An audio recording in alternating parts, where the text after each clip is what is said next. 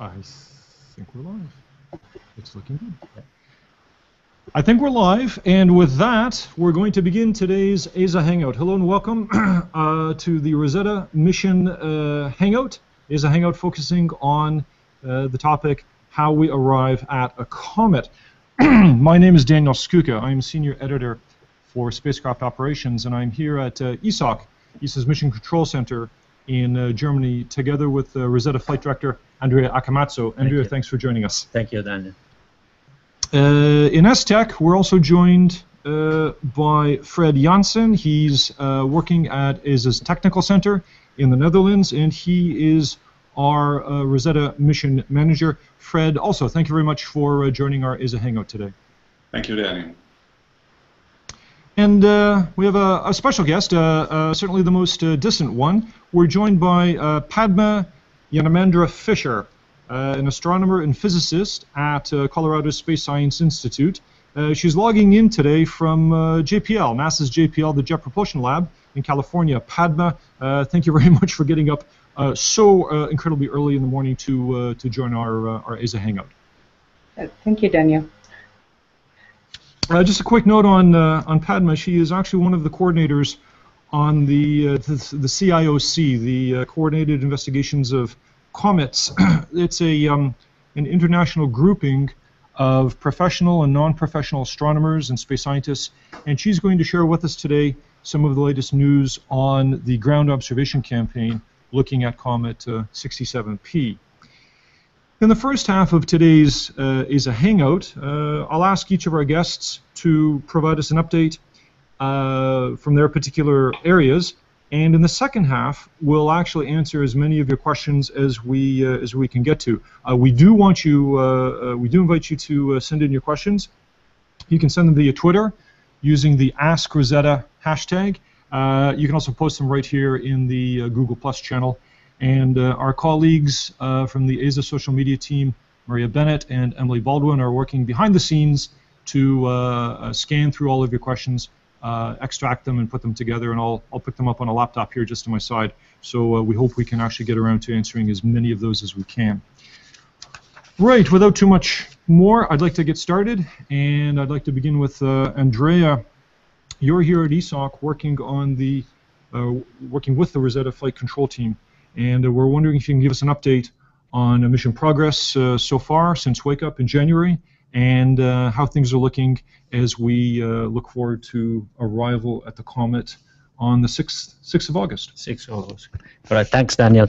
So first, yeah, we have spent the past month since hibernation exit in January in preparing ourselves for this comet arrival. The spacecraft was already on an approach trajectory to the comet.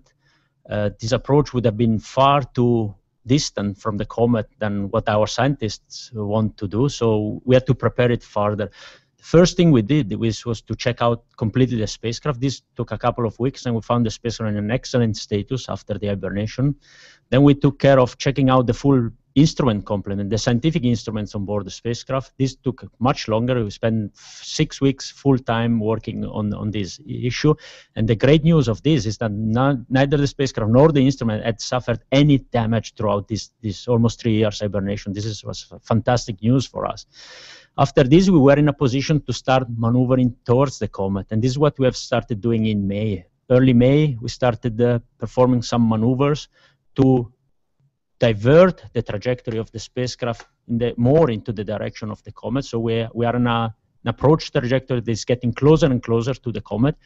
What we are also doing is we are also changing the relative speed of the spacecraft with respect to the comet. So the two objects, we are traveling at the very beginning with 800 meters per second relative speed, and we are reducing this relative speed to almost zero. This is what we are doing these weeks. We had big concerns because these are big rendezvous maneuvers that we have to do with our onboard thrusters with the rockets. The biggest ones we have already completed, and they've worked extremely well. So the spacecraft is on its perfect approach trajectory towards the comet. We have slowed down the spacecraft significantly compared to the comet. So now we are entering the final phase of the approach phase. The more we get closer to the comet, the slower we are in approaching the comet. This is a strategy that we have developed. The comet is outside if we compare it to the sun and to the spacecraft, so we can happily take images of the comet, and these are absolutely needed in approaching the comet. So this is what we are doing these days. In the coming weeks, we will switch to a mode where we do approach maneuver every single week, and every time we reduce the relative speed and we reduce the distance to the comet, up to the 6th of August, which is the time when we will really get to the comet. At that stage, we will start orbiting the comet from very close neighbors. We will start taking more detailed images. We will develop all the models we need to then really fly around the comet at low altitudes and be able to deliver the lander at a later stage.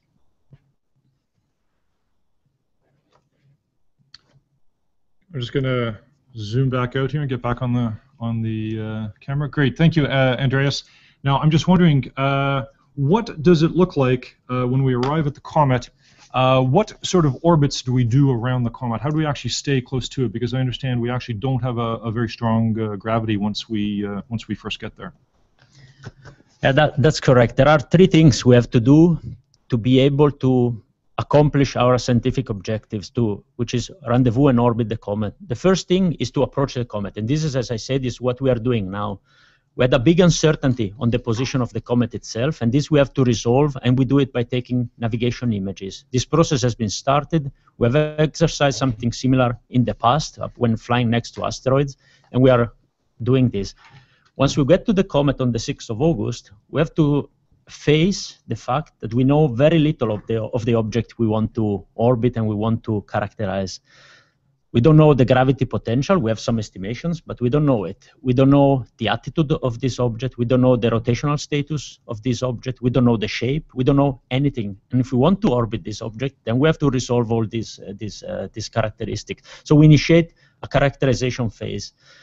In order to characterize the object, we need some reference points. We don't know, since we don't know anything of the comet, we have to determine what are our references. So the first thing we do when we approach the comet on the 6th of August, we create a catalog of what we call landmarks. These will be our reference points in determining the properties of the comet and in determining what the spacecraft is doing around the comet. Once we have characterized and have a catalog of these landmarks, then we can determine how they move in the images we are taking, so we can determine the rotational status of the comet. By seeing how the spacecraft moves around the comet, then we can also determine the gravity potential of the comet. We can also, with the images, reconstruct a 3D shape model of the comet. Once all this is done, then we are in a position to go down and really orbit the comet. And then the third challenge starts. The comet is an active object, is emitting gases, is emitting material. These gases, this material are impinging onto the surface of the spacecraft, and they're perturbing the trajectory of the spacecraft. And this is the biggest challenge we have from an operational point of view in flying around the comet. Great. Andrea, we're here at ESAH. We're actually just a few meters over that way is the Rosetta dedicated control room, the DCR. Could you give us a little bit of flavor on what is daily life like here for the team right now? We've just finished, or we're just finishing this phase of orbital correction maneuvers where we're doing a burn every 2 weeks, and pretty soon we're going to start doing a burn every week. What's the pace of life and the pace of work here for the team? Well, there was one beauty of this phase leading from the hibernation exit up to what we are doing now, that activities were ramping up slowly. So we started reactivating the spacecraft, reactivating the instruments, then we started maneuvering towards the comet. We were doing maneuvers every second week, and this gave us time to practice, to exercise our planning cycle, so the cycle that leads from designing the maneuver, computing the parameters, up to commanding the spacecraft on every second week. Now, as from next week, we will do this cycle every single week. And as from the 6th of August, we'll do it twice a week to command the spacecraft. So this was the beauty of this phase that allowed us to ramp up. What we are doing fundamentally is we are continuously now assessing the relative position of the spacecraft compared to the comet, use these parameters to design the next maneuver and program it.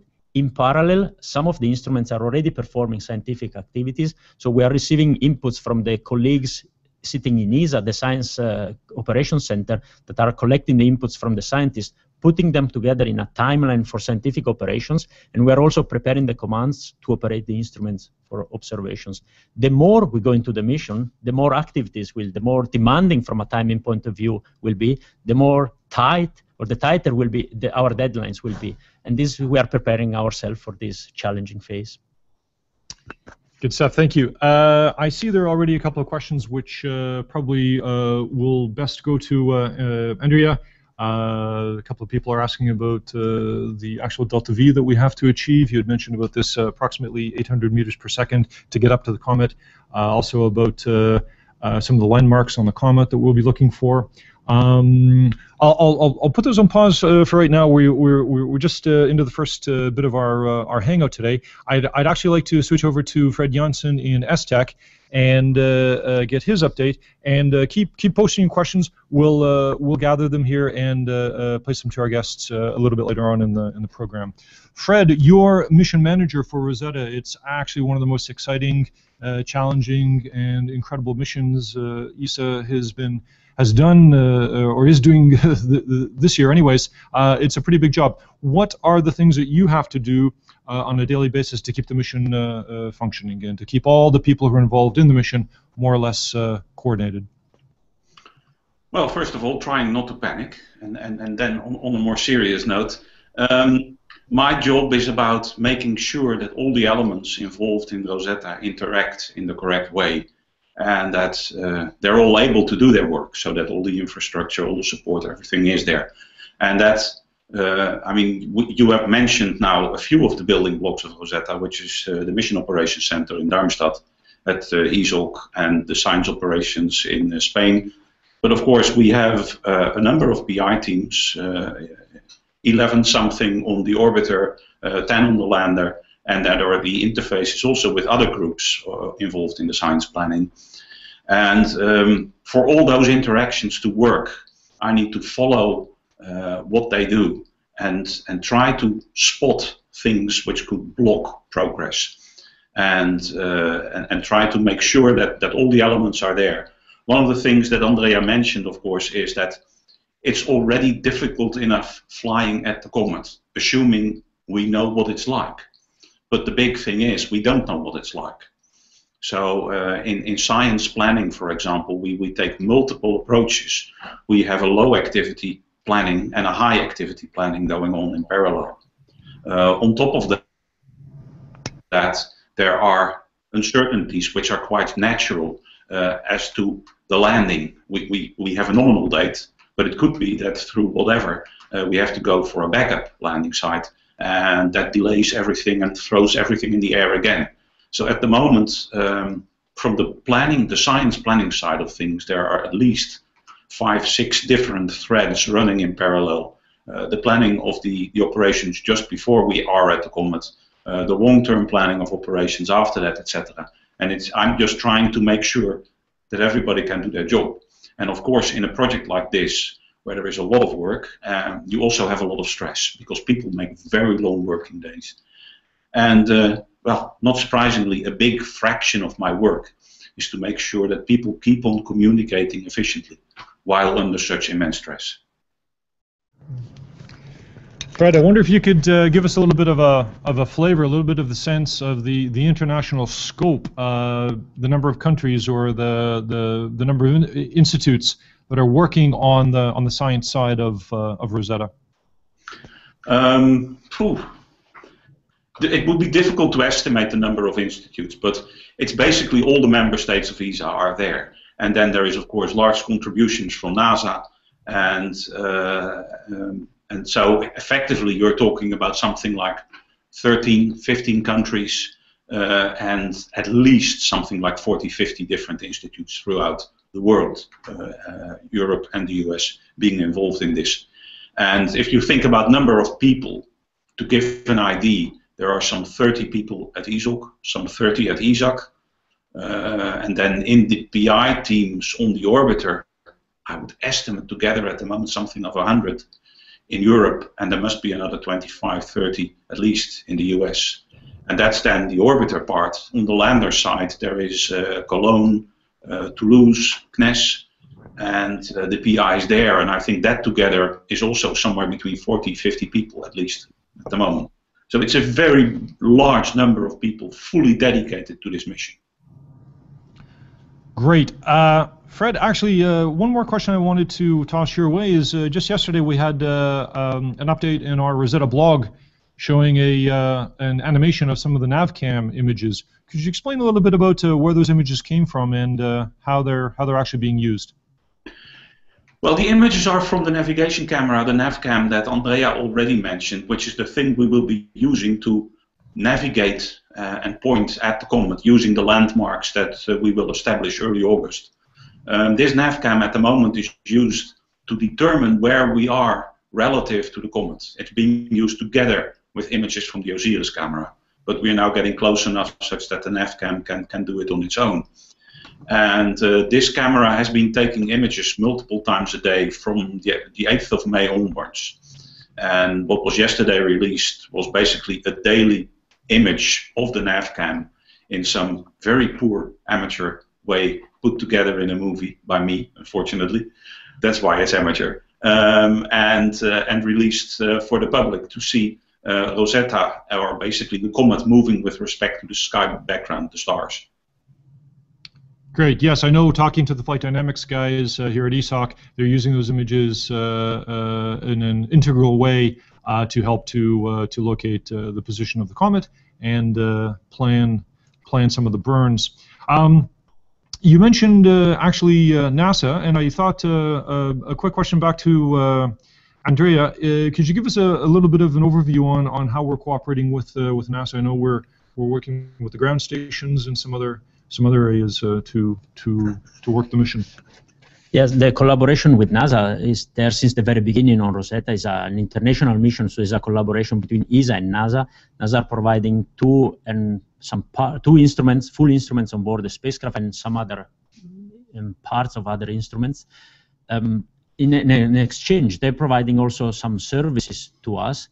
Namely, they provide ground station support, so we use their antennas to communicate with our spacecraft, and this is a very precious resource. They complement very well with our network of antennas. They also have resources that we do not have, very large dishes, larger than ours. In some specific operations, we needed these resources, so this was baseline since the very beginning of the mission. On top of this, we have a very tight collaboration with the navigation colleagues in JPL, in the Jet Propulsion Lab, and they are doing a parallel, let's say, activity to some of the activities we are doing here in flight dynamics.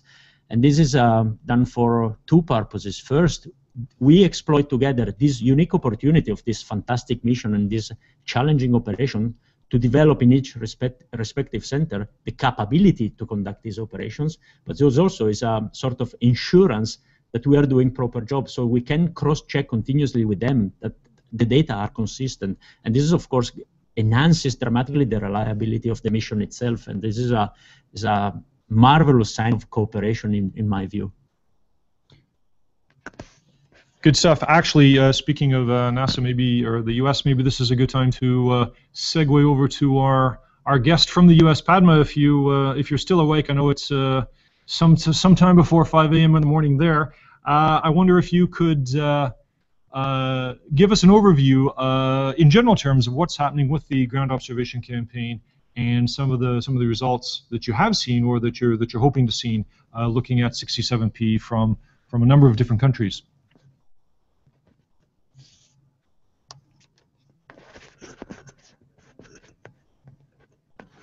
And it could be that your mic is on mute. All right, can you hear me? No, I think. No. Oh, there you go. Yep. Yeah, there you go. That's good. Now we've got you. Okay, can you hear me? Hello? No, I think. Yeah, Padma, I can hear you at least. Yes, that's perfect. Exactly. Okay, great. All right. Well, thank you, Daniel, for that introduction. You know, what I love about this mission is it's doing very interesting and challenging engineering tasks of actually going to a comet, but also it's going to land both lander as well as be in orbit for the next so many months. And so one would think that that's all that we need to do, but the ground-based observers provide a complementary view from what the Rosetta mission does. That is, we provide a global view of the environment of the comet and its activity, versus the local view that you get from the orbiter instruments and the in situ view that you get from the lander. So there is a role that the ground-based observers play. And also, the ground-based observers are of two communities: the professional observers that have access to a lot of the instruments and the large telescopes around the world in the and explored in the electromagnetic spectrum, and the amateur community that basically observes in the optical wavelength, but they're also spread globally, and they provide a bridge between a lot of different science questions that the professionals on the ground-based telescopes and on the mission have. And so there is a need for each community to provide what they can in terms of support for this fantastic mission. And so coming specifically to 67P, it's a faint target, and it's just been recovered as of January that the ground-based telescopes have been able to observe it. The professionals started acquiring it in February, at least, that I know of. And then the amateurs have just recently started being able to find the comet, but it's in such a dense star field, sometimes it's hard to track it. But yes, we have been having some success with amateurs with as a smaller telescope as I think 12 inches to 14 inches. And so this is very exciting because the amateurs basically can provide a temporal baseline against which one can then place both the mission as well as the professional observations in context in terms of when they need support or any other activity that we can observe that the spacecraft isn't seeing at that moment. And so there is a natural fit here. Great. Can you give us an overview on how many countries are participating, or people in how many countries are participating? Well, I know Australia is a very big. Yes. Well, right now the Comet is available at the southern latitudes, and so the aim is to have a global network of amateur astronomers, and we're working towards that goal, and we actually are doing very well.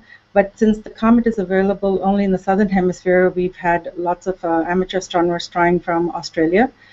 We are also having some people are in South America and South Africa. So when the Comet comes to the point where it can be seen in amateur telescopes, we're going to have our network of amateur astronomers around these countries trying to observe the Comet. Now, the northern hemisphere, at the northern latitudes, many of the observers can't see it yet. So as the Comet traverses its orbit and it becomes available early next year, we'll have northern latitude observers also be able to observe it, and the southern hemisphere they'll start losing the visibility. So eventually we're going to try to get as many observers around the world to participate, and we take advantage, the amateur astronomy community at least takes advantage of all the social media channels. These weren't available a few years back, but thanks to Facebook and Pinterest, Flickr, Twitter, we find that the amateur community rapidly corresponds and shares their images. And so we're trying to take advantage of all of this as to be able to have a continuous monitoring of the Comet. And I think that's an exciting new way to look at a mission. Okay, just one technical question for those of us who are not astronomers. Will ground observations be able to resolve the Comet at all in the next 6 months, or how big of an object will we be able to make out? I think there'll be a little bit of success with the larger telescopes, the 8-meter telescopes. For the amateurs with the smaller scopes, they won't be able to resolve it, but also it may at best be a binocular object, but the Comet is supposed to faint in this apparition. It comes around every 6.5 years. And so compared to the previous apparitions, this one is supposed to be a little fainter. Also, its orbit is such that it gets closer to the sun and at a point where we need, as it's getting close to perihelion. And so we basically, you may not be able to resolve it, but you can actually still get a lot of science from what we observe, and also the fact that it interleaves with the professional observations.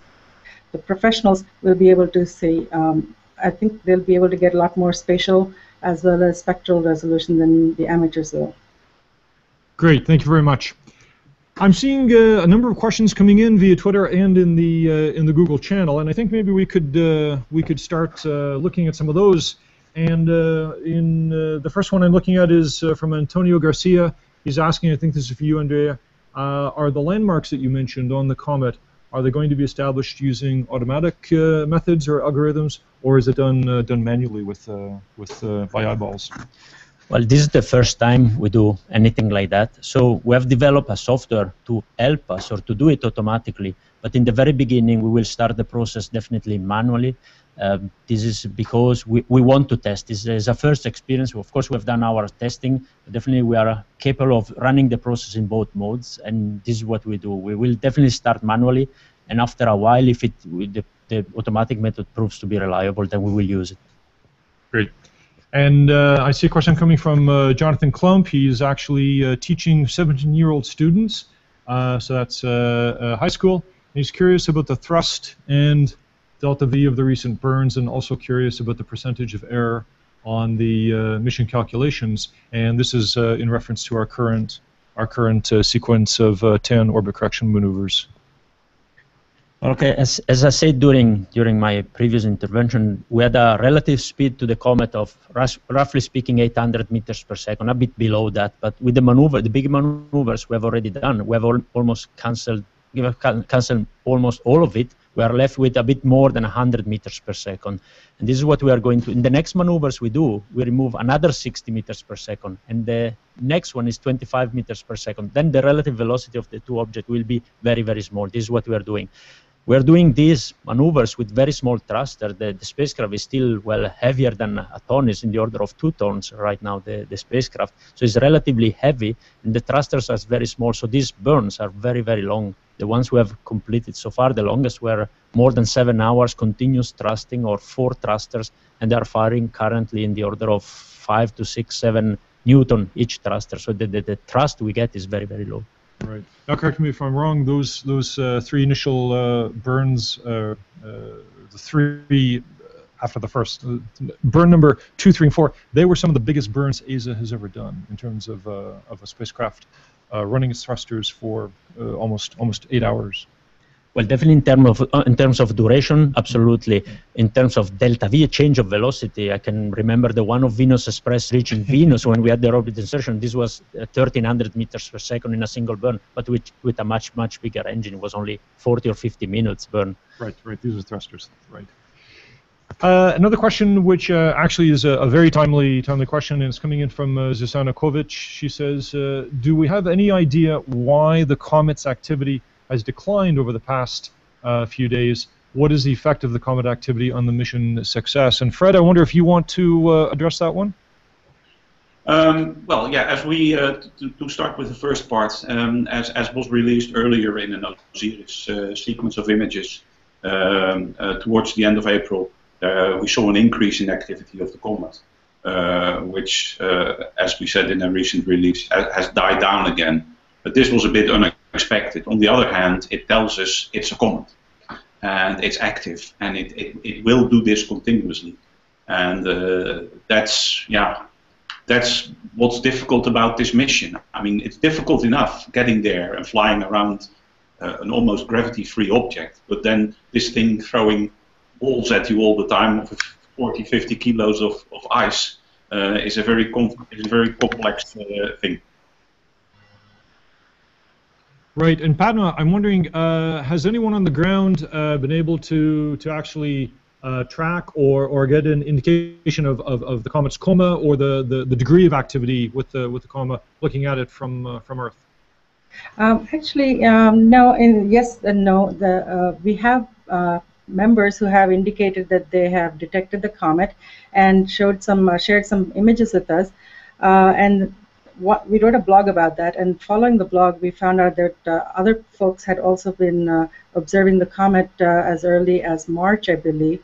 I'm not sure if I can share my screen. I can show you a couple of those images, but Peter Lake on May 22nd from using a robotic telescope network in Australia was the first one that we wrote a blog about. The magnitude was 21 magnitude, I believe. It's rather faint. And the challenge is basically that the comet is moving slow enough, but it's in a very crowded star field. And so sometimes it's not easy to spot it. So if I could share my screen, I don't know if you can see it. Can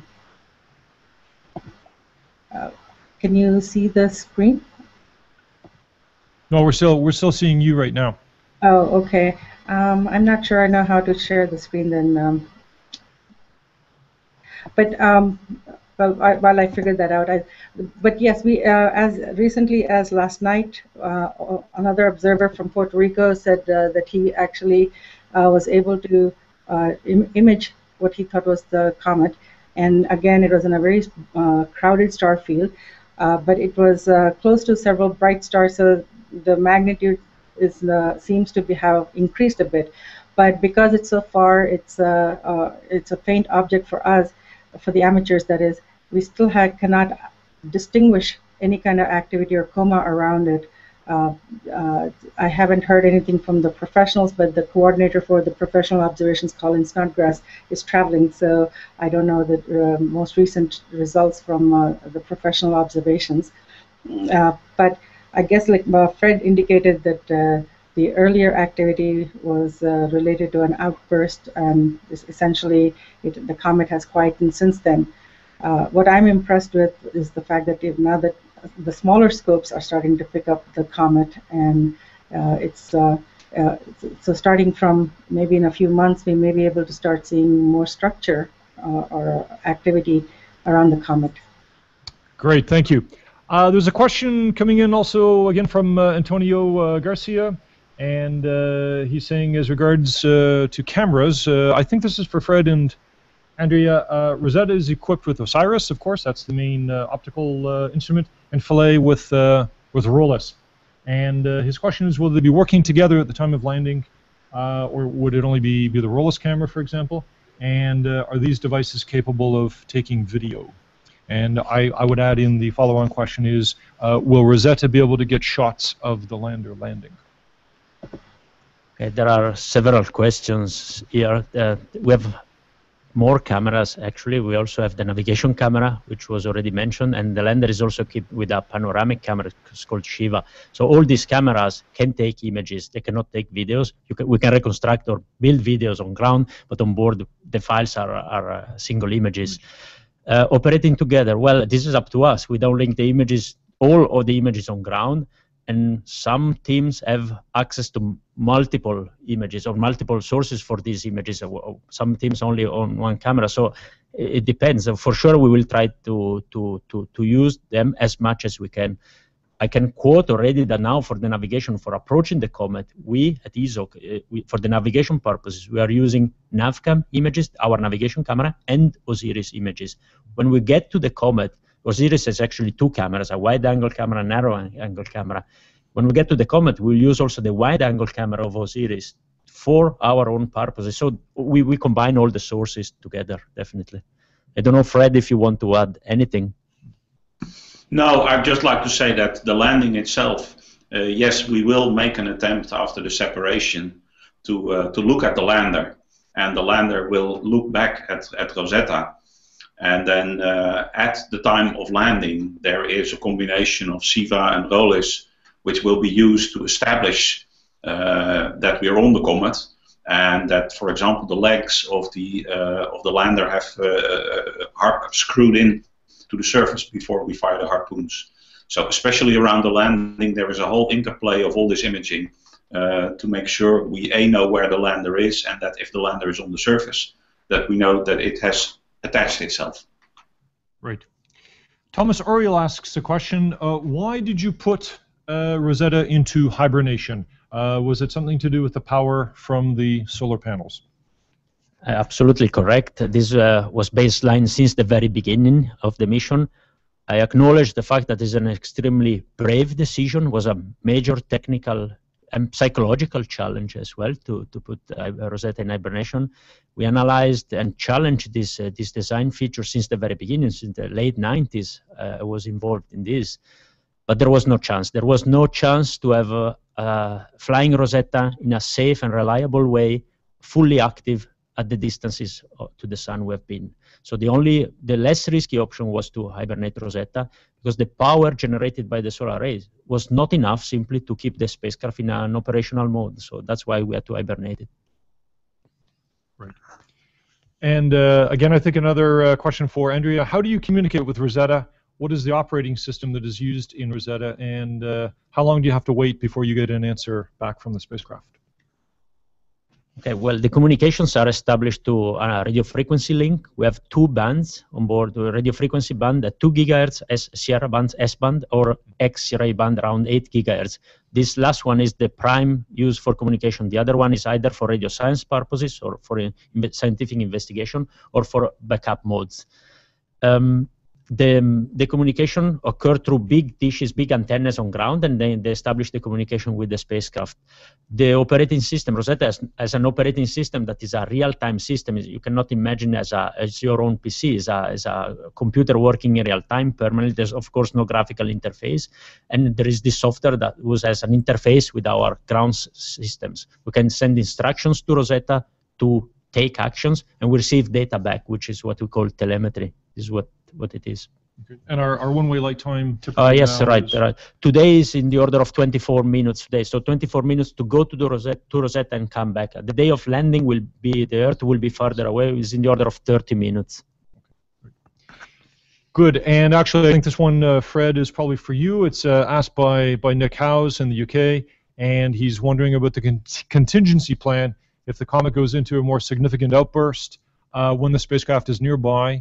Or when Philae is deployed, how do we handle that?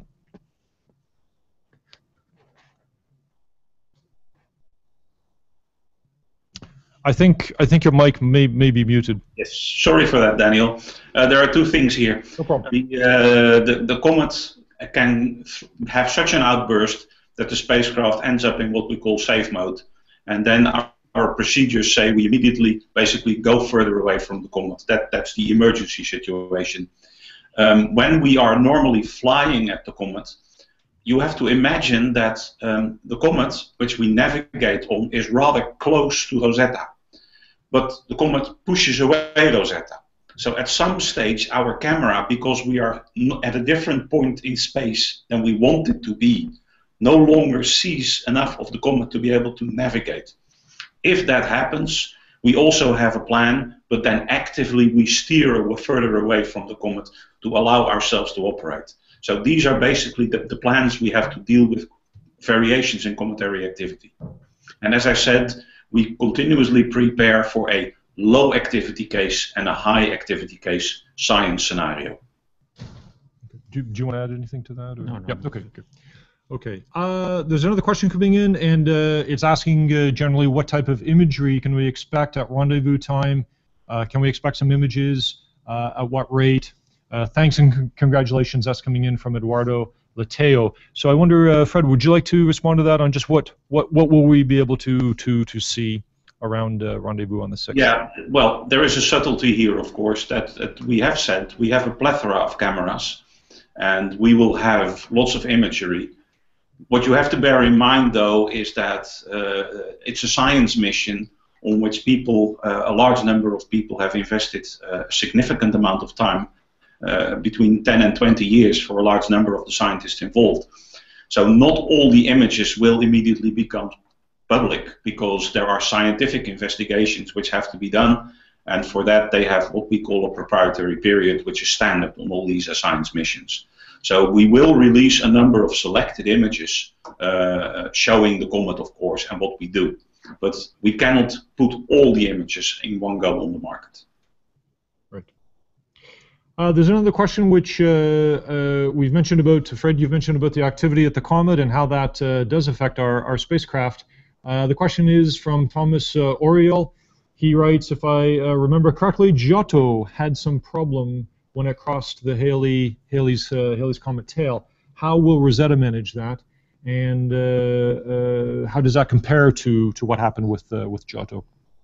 Well, Andrea probably knows the hard numbers better than I do, but he already gave away part of the clue. The clue is that Rosetta is flying very slow with respect to the Comet, where Halley flew by, off the top of my head, with something like 40 kilometers a second. And we are approaching Rosetta with walking speed, a few meters a second at most.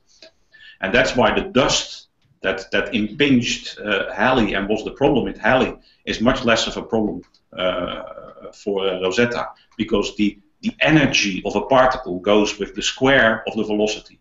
So if you talk about 40,000 meters per second and Rosetta at 1 meter per second, the effect, a quick calculation learns me, is something like 16 times 10 to the 8 stronger on Giotto than it is on Rosetta. Okay.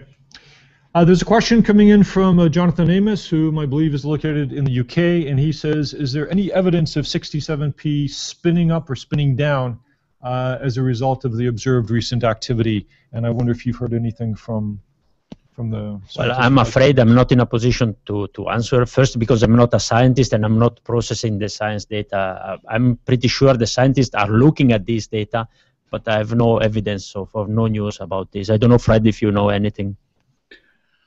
I know that they have detected the rotational velocity of the comet, and that they're comparing this with earlier ground measurements. And this is an ongoing activity, and part of this will probably be presented next week in a meeting on comets and meteors in Finland.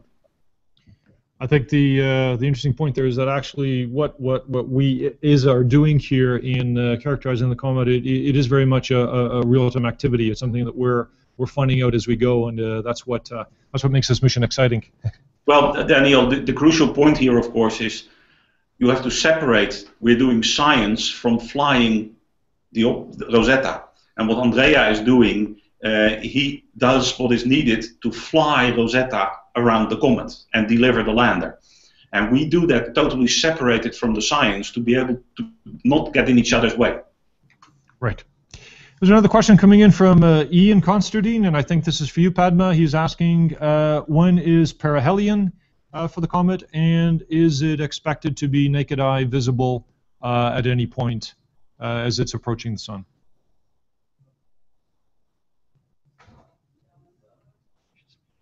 Oh, I think you're muted again, Padma.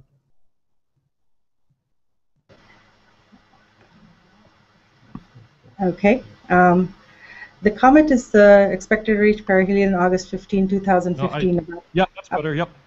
About a year from now. And it will not be a naked eye object. Its estimated magnitude is about 12 to 13. So it may just be at the limit of binoculars, but it'll be definitely a telescope object. Okay, so it's actually not going to be naked eye visible, right? No, it will not. There's a question. Okay, thank you. There's a question coming in from Peter Lake. He's actually asked it twice, so I think he's rather keen to ask. He's referring to the rather extraordinarily long duration of this mission. It's more than a decade, and he's wondering, how do we maintain continuity of skills and succession planning? And that could refer to the operations team, it could refer to the scientists. Maybe both Fred and Andrea could respond to that. Well, I can quote personal experience. I started working on this mission in '96, so this is continuity. I've been there for the last 18 years of my life, but I'm not the only one, of course. Though you have to plan, is an absolutely valid point and raised many concerns on our side, mainly on our side as operators. We had to be ready for launch in 2004 and to be sure to be there again now in 2014. So we had carefully planned turnover of people, turnaround of people going and coming, and we managed pretty successfully to have a core team today that still has some knowledge of the original team of Rosetta. It's my case. Other people were originally in the team, not all of them, but this is something that has been managed properly. similar problems on the scientists. Maybe it's even worse. So this mission was conceived in the middle of the 80s, then started implementing middle of the 90s. And I don't know, Fred, if you know anything more on this. Well, what I can say is that from a management perspective, yeah, we rely on people like Andrea, of course, and in the project and in the institutes, in the science institutes, to be there. I myself work also on another project where I've been 26 years. So it's crucial that people like this exist. On the other hand, what we have done on Rosetta specifically is close towards launch, we have videoed the people who designed crucial parts of Rosetta, and we have digitized these videotapes and indexed them. And they basically tell how they designed the instruments and the Rosetta and how it was supposed to work. So in case we really get stuck, we can go back to these videos and listen to the people who told us what they intended to do at the time. Right. There's a question coming in from Deirdre Callahan. She is asking, do you have any idea what the shape of the comet is, and why did you choose 67P? Is it large enough to survive its visit around the sun? That's maybe a question for almost any of you. Maybe Fred, why was 67P chosen? Well, 67P wasn't chosen, and that was part of our problem. The original comet was a different one. And when we came close to launch, there was a problem at the time with Ariane. And we couldn't launch at the point in time when we needed for the original comet. So a new comet was found, but it's much lighter and smaller than the original comet. So actually, things like the lander suffer a bit from this, and we have to work around a number of things. So that's in a nutshell how we selected this comet.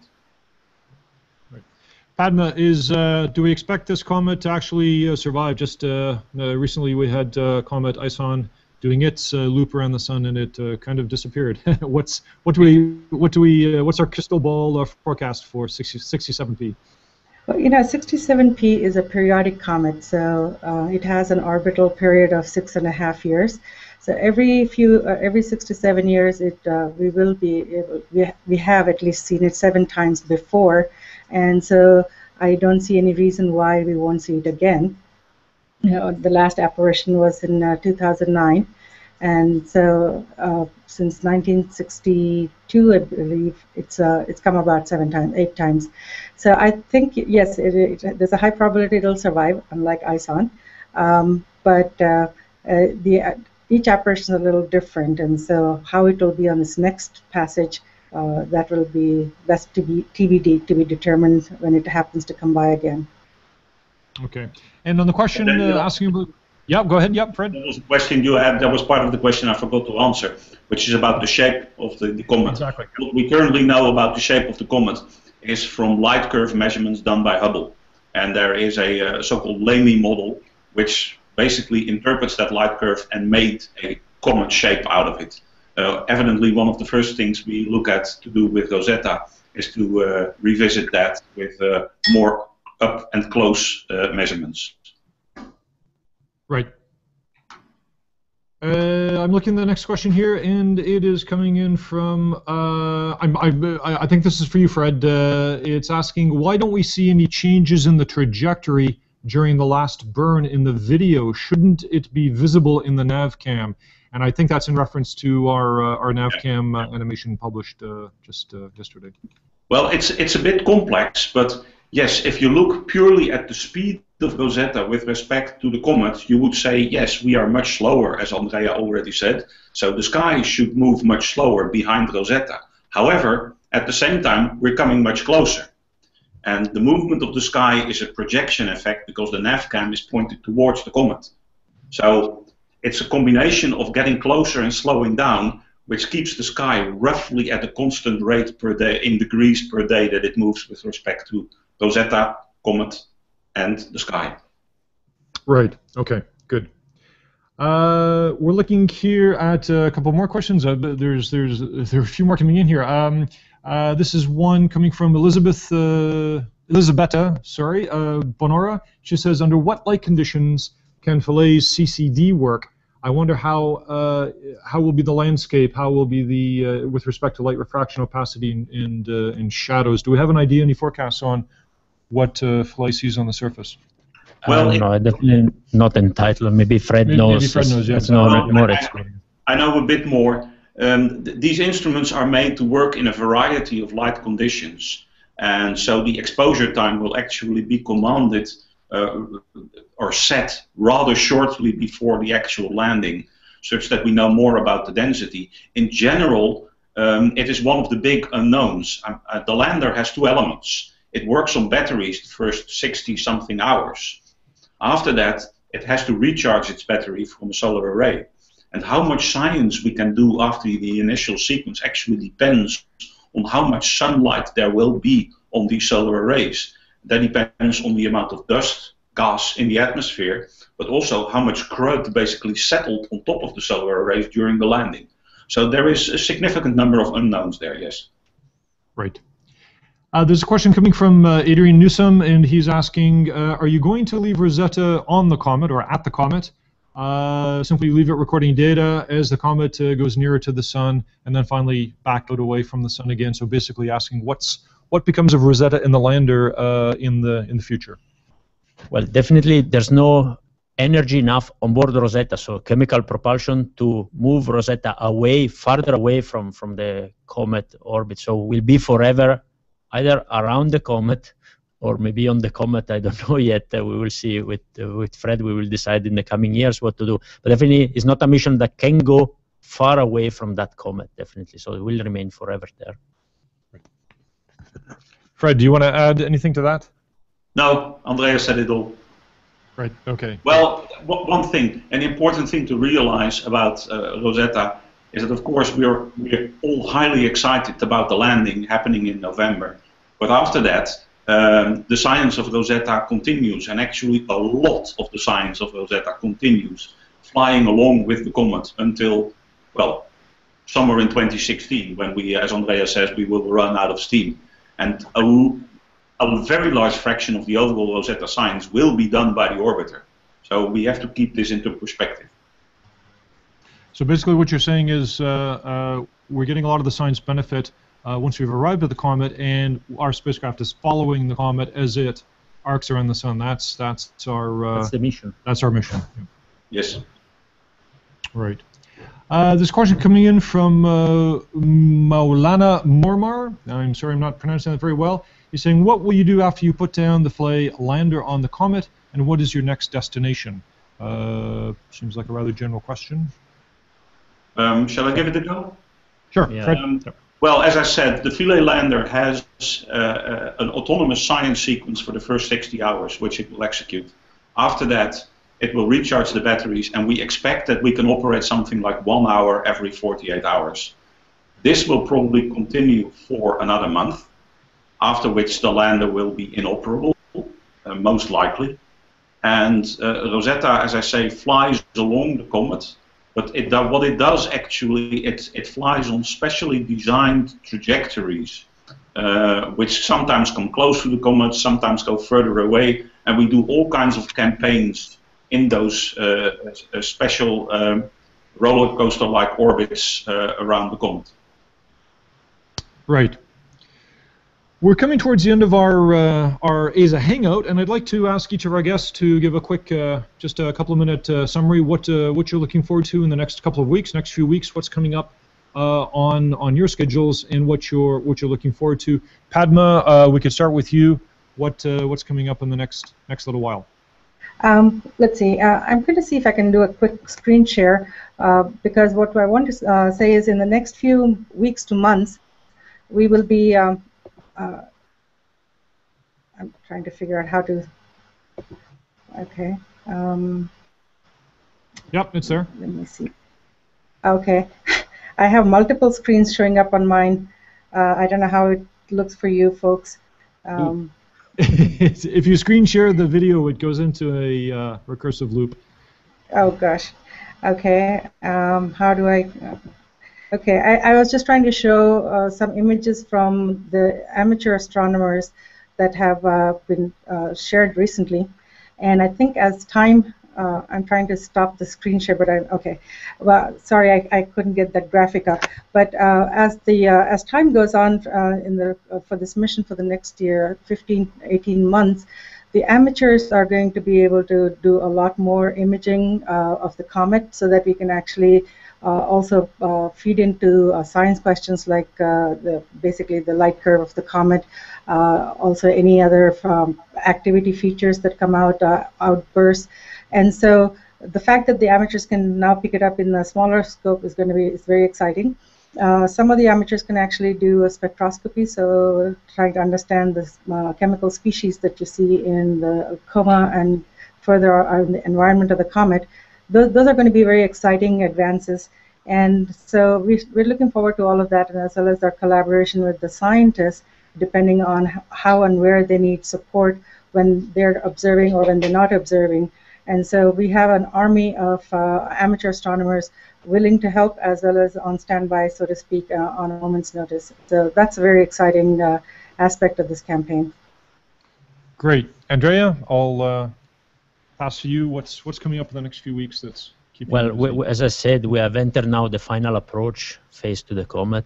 For me personally, what I'm really looking forward to seeing is what will happen in August.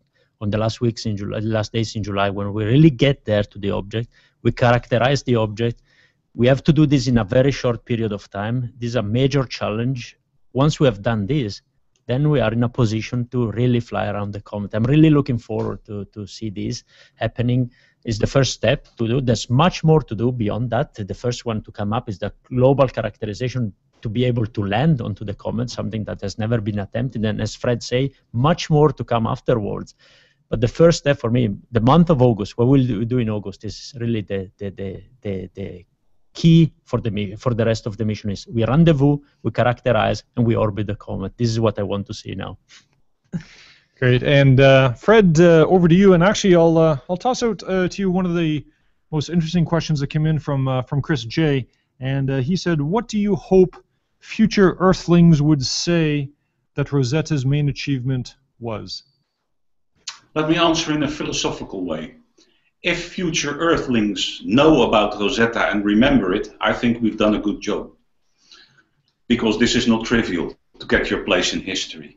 To speculate about what I would like to see most would be saying that if I don't find that, I would be disappointed.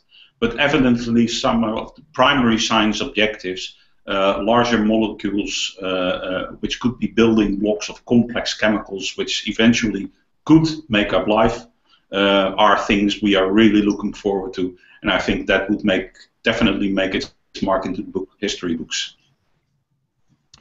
Great. That is pretty much a good note to finish up today. I'd certainly like to thank our guests, Fred Jansen, Mission Manager for Rosetta at ESTEC, Andrea Accomazzo, Flight Director here at ESAHC, and Padma Yanamandra-Fisher over at JPL. Thank you very much for joining us today. You're welcome. Thank you. And for our audience, the archive copy of this ESAHangout will be available here in the Google Plus channel. It will also be available under youtube.com/ESA, and we look forward to sharing future ESAHangouts with you again on Rosetta, on other ESA topics, and of course here at ESA we're celebrating our 50 years of European cooperation and innovation, so we have a lot of cool stuff happening. You can follow Rosetta mission progress via our main website, esa.int. You can also follow via social media, which you can find all of our social media channels under esa.int/connect-with-us. And we look forward to seeing you at the next Hangout. Thank you very much for joining today. I'm Daniel Scuka, and thank you.